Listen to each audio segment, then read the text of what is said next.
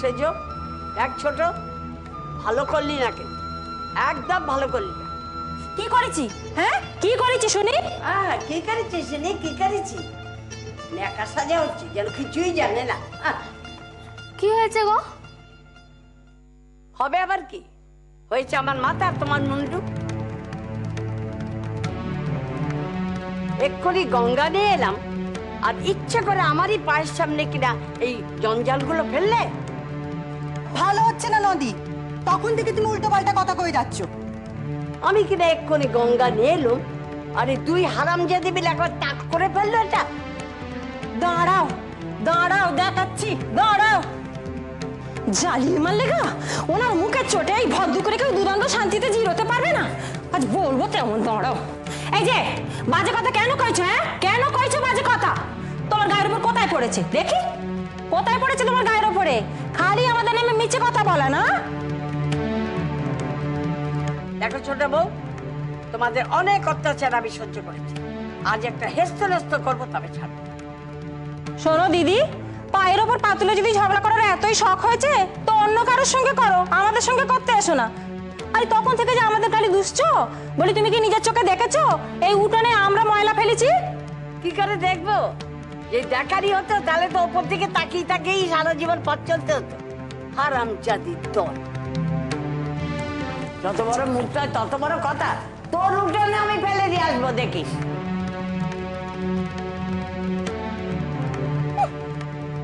যদি এর একটা হেস্তনেস্ত না করতে পারি তবে আমার নাম মুক্তকেশী না।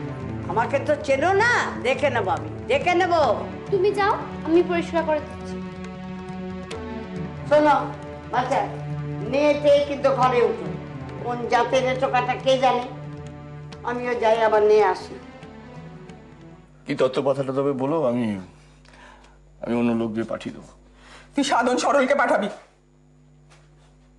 আমি তো বুঝে উঠতে পারছি না, সাধারণ সড়কের মতো তুমি টানছো কেন? তর্ক করিস না নবু,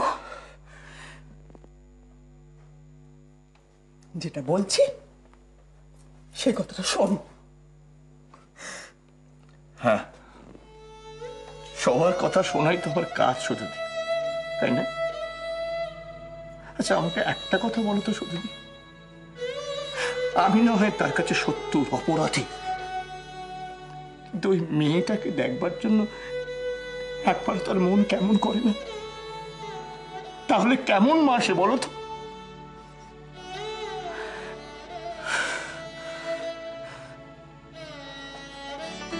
সুবর্ণ, রাজু এখন কেমন আছে রে?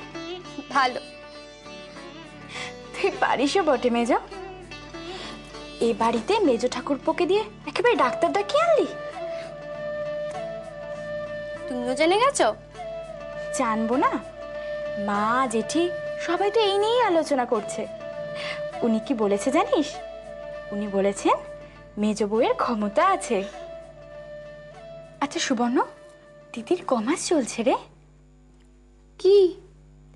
দিদির কমাস চলছে। কিসের?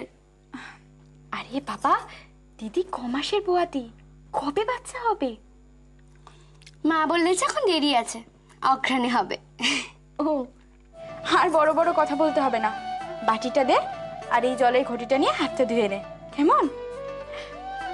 তুই এই 3 দিন কি করবি? কেন? আমি তো থাকবো না। কোথায় যাবে? জামাই ষষ্ঠী না, বাপের বাড়ি যাব। জয়া দিদি, তুমি তোমার মায়ের কাছে যাবে? হ্যাঁ, কেন?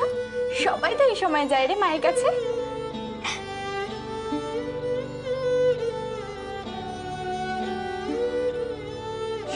সুবর্ণ, সুবর্ণ মন খারাপ করিস না। দিদি, আমি নিচে যাচ্ছি। শোন না মেজো। না গো, মা উঠে পড়।